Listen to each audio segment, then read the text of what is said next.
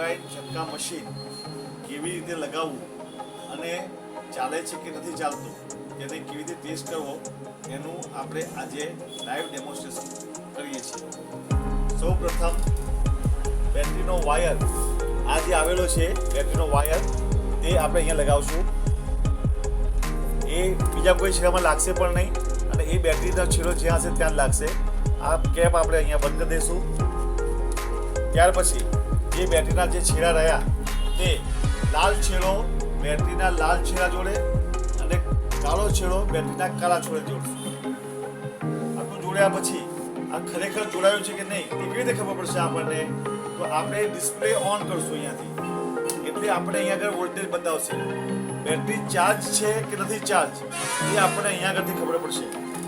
એટલા માટે થઈ અને આ આપણે ડિસ્પ્લે ઓન કરી અને વોલ્ટેજ જોઈ લેવાના. અહીંયા આગળ 13 વોલ્ટેજ આવ્યા છે એનો મતલબ એ થાય છે કે બેટરી ચાર્જ છે.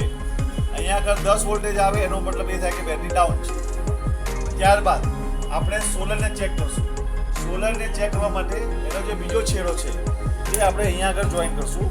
આ આપણો સોલરનો છેડો આવશે જે પેનલમાંથી લાગશે. જે આ પેનલ છે આ પેનલમાંથી જે વત્તા છે ત્યાં લાલ છેડો લગાવવાનો અને ઓછા છે ત્યાં કાળો છેડો લગાવવાનો. આ ખોલી નાખવાનું. ઢાંકણું અહીંયાથી આપણું ખુલી જશે.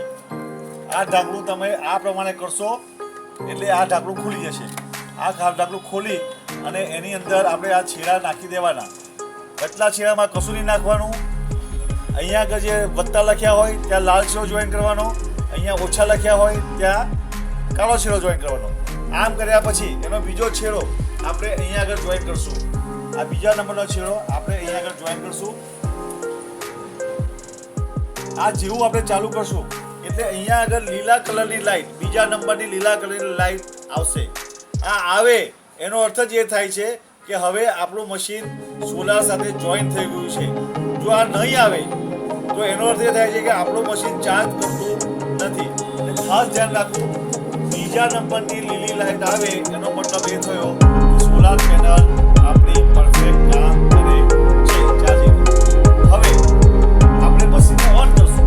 મશીનને ઓન કરશું એટલે મેઇન લાઈટ આપણે અહીંયા મેઇન સ્વિચ છે આપણે ઓન કરશું. આ થાય એટલે હવે અત્યારે મશીન આપણું ચાલુ ના થયું. એનું કારણ એવું છે કે આ મશીન આપણે 12 કલાક પર છે. 12 કલાક એટલે સૂર્ય હાજર છે. અહીંયા સૂર્ય હાજર છે અને 12 કલાક છે. એટલા માટે મશીન ચાલતું નથી. આ મશીન ક્યારે ચાલુ થશે? જેવો સૂર્યપ્રકાશ બંધ થશે એટલે જેવી આ લાઈટ બંધ થશે એટલે ઓટોમેટિક એ મશીન ચાલુ થઈ જશે. હું સૂર્યપ્રકાશથી બંધ કરું છું. જેવો સૂર્યપ્રકાશ બંધ થશે તો આ સૂર્યપ્રકાશ જતો રહ્યો. જેવો ગયો એટલે મશીનની અંદર પહેલી લાઈટ લાલ લાઈટ ચાલુ બંધ થવા માટે, લાલ બંધ ચાલુ બંધ થવા માટે અને કટ અવાજ આવે. કટ અવાજ આવે છે એટલે મશીન ચાલુ થઈ ગયું. હવે ખરેખર મશીન કરંટ કાઢે છે કે નહીં કેટલી ખબર પડશે આપણને? એના માટે આપણે એક નાનો તાર લેશું. ફરીથી આપણે એક વાર સૌથી માટે મશીન બંધ કરી દઈએ છીએ. તાર લઈને અહીંયા મૂકી દેવાનું જેથી આપણે કોઈ ટેન્શન આવે નહીં. ઘણો તાર હોય તો પણ તમે જાતે મૂકી શકો. પછી આપણે મશીન ઓન કરશું. અહીંયા આગળ લાલ ચાલુ બંધ થાય છે. અહીંયા આગળ મશીન ઝટકો કાઢે છે. આ ઝટકો કાઢે છે એનો અર્થ એ થયો કે મશીન આપણું ઓકે થઈ ગયું. મશીન અહીંયા આગળ ઝટકો કાઢતું થઈ ગયું. ઝટકો અહીંયા ન કાઢે તો તરત અમારું કમ્પ્લીટ કરવું. મશીન ઝટકો કાઢે છે કોઈ ઇશ્યુ છે નહીં. હવે આ મશીન જેવી સૂર્યપ્રકાશ ચાલુ થશે, આ રાત્રે મશીન ચાલુ છે, જેવો સૂર્યપ્રકાશ ચાલુ થશે બીજો વસ્તુ ફરક પડશે. અહીંયા ફરક પડશે. સૂર્યપ્રકાશ જેવું ચાલુ થશે એટલે મશીન લાલ થઈ ગયું. ચાલુ બંધ થઈ ગઈ. વોલ્ટેજ ધીમે ધીમે અહીંયા વધવા માંડ્યા. જો 13.6 13.7 ધીમે ધીમે વધ્યા. આનો અર્થ એ થયો કે ચાર્જિંગ ચાલુ થઈ ગયું, બેટરી ઓકે થઈ ગઈ, મશીન બંધ થઈ ગયું. મશીન ચાલતું હશે ત્યારે ટક અહીંયા અવાજ આવતો રહેશે. આ પ્રમાણે ચાલુ કર્યા પછી આપણું મશીન ઓકે છે. હાલમાં સૂર્યપ્રકાશ ચાલુ છે. આપણું મશીન 5 કલાક પર છે. એટલે કે દિવસ દરમિયાન નહીં પણ રાત્રિ દરમિયાન આ મશીન ચાલુ જોઈએ. એટલા માટે 12 થશે તો રાત્રે જ ચાલશે. જેમ કે હમણાં સૂર્યપ્રકાશ જશે આ સૂર્યપ્રકાશ જાય છે. જેવો સૂર્યપ્રકાશ ગયો એટલે મશીન તમારું ચાલુ થઈ ગયું. ટાપ બોલવા માંડ્યો. આ બોલવાથી એ દિવસ દરમિયાન બંધ હતું, રાત્રે ચાલુ થઈ ગયું. કારણ કે રાત્રે સૂર્યપ્રકાશ અહીંયા નથી. હવે આ મશીન લો પર છે. લો પર છે એટલે અત્યારે ઝટકો લાગતો નથી.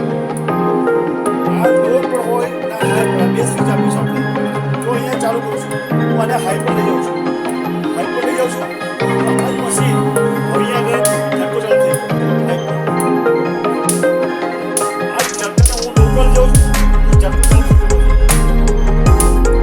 કેમ? કે લો પર પાવર ઓછો બચત કરવા માટે આપણે હંમેશા લો પર રાખવાનું. અને હાઈ પર સાથે પાવર વધારે ખેંચશે તો હાઈ પર સાથે ઝટકો ઊંડો આવશે.